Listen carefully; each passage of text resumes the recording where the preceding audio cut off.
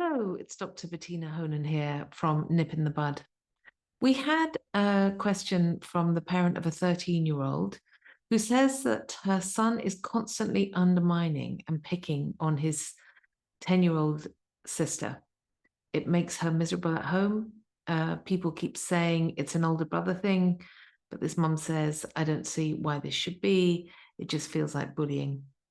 She says we've tried talking to him and imposing sanctions, but we can't seem to get through to him that this behavior is not okay. Do you have any tips? Now, this is just such a tricky situation, one of the hardest parenting dilemmas, I would say, but it's also really quite common and something to think very carefully about. So here are some ideas and tips for what you could do. Again, I've got 5 tips for you. The first one, I think I might always start with this one, but manage your own reactions first. It's always the place to start. When we lose it, our kids can't find their center and we get nowhere. And it's true that seeing anyone being unkind to your child, even if it's your other child, can really trigger this kind of mama bear or papa bear reaction in you. We just want to defend them. But we have to make sure that we are in a calm state. Because if we're not, we're just not going to be able to help them and we can make the situation worse. Sometimes I think what can happen is we can have a story going around in our head that's really unhelpful, something like my child's really unkind or what's wrong with them or I've been a bad parent. These thoughts are really unhelpful. So I think just say to yourself, try to maybe have a mantra, something like, my child is having a hard time. He is a good child and I am a good parent and we can work this out together. Obviously make sure your kids are safe, but if you need to take time to get yourself in a better state before you talk about it, then I would really try and do that. Number 2, I think we have to accept that there is going to be jealousy, or there may well be jealousy between siblings. Jealousy is a really hard emotion actually to tolerate, but it is normal and it is to be expected between siblings. So just like with all other emotions, I think it's really important that we're prepared to name it with our child. So you would literally say to them, I think it's really hard for you to see your sister having fun with their friend. And maybe it makes you feel a bit envious. You're giving them an explanation for what's happening. You're not telling them off, but you're explaining, I think that's what's going on. Now, most kids don't intuitively link behavior and emotions unless we explicitly do it for them. But what we're doing when we're using that language and naming their emotion is helping them to understand where their behavior comes from. And then they have a much better chance of changing it. So naming the emotion, it doesn't mean we're accepting the behavior. You can also say, in fact, I would recommend that you say, it's really not nice to say things to your sister. And it's really not nice to say those things to your sister. And that needs to stop. But while you're also saying, maybe in the moment or maybe later, naming the emotion. I think it was really hard for you to see her having such fun when you had nothing to do.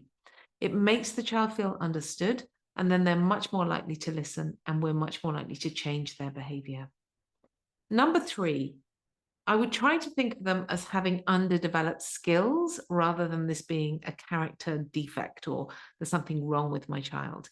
Now, what we know is that kids have different kinds of brains. It's just part of their nature. And I've often seen situations where one child, let's say the younger sister in this situation, is just inherently much better at managing their emotions and their behavior.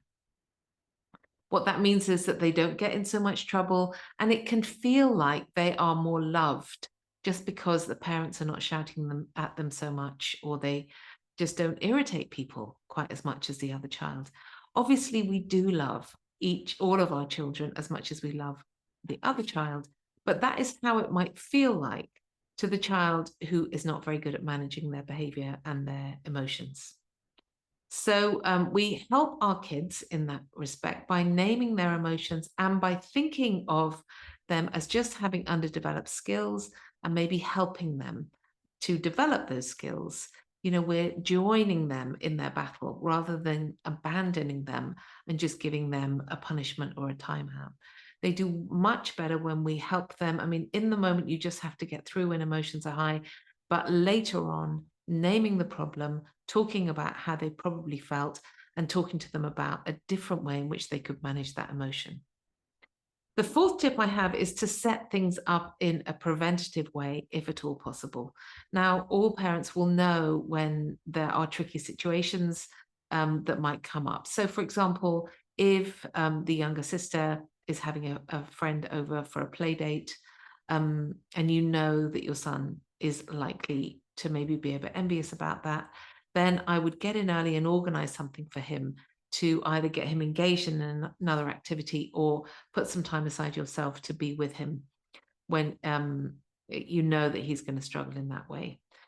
Similarly, if you know he's tired, if you know he's hungry, it's going to be harder for him, like all of us, but particularly for a child in this situation, to regulate, use the regulation part of their brain. So don't leave them alone in that situation. There's the boy of a family that I'm working with who the parents say often has this kind of excess energy. And what he does with that energy is he tries to play fight with his sister, and it often ends in a row or in disaster, and the younger sister, being hurt. So I would be really keen to think preventatively about those situations. If you have a son who has a lot of energy, try to make sure, he gets rid of that energy elsewhere and in a positive way. And don't leave them in a room together in that situation.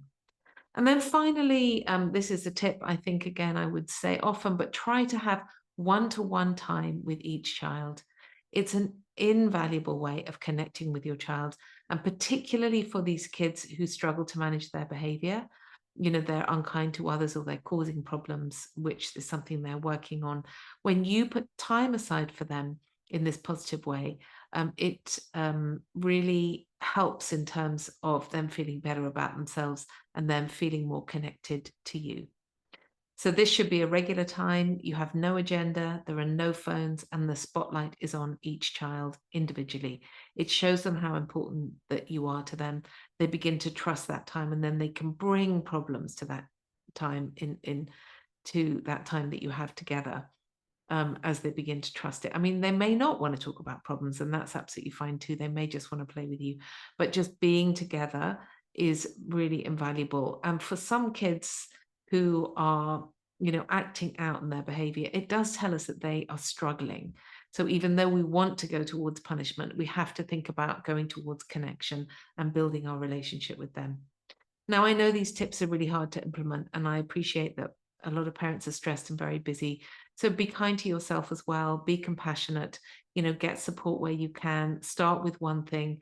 Don't be hard on yourself if things are not going well quickly. Sometimes it can take a bit of time to shift a dynamic like this. But really good luck. I hope that helps. And please do let us know at Nip in the Bud if you have any more questions that we can help with.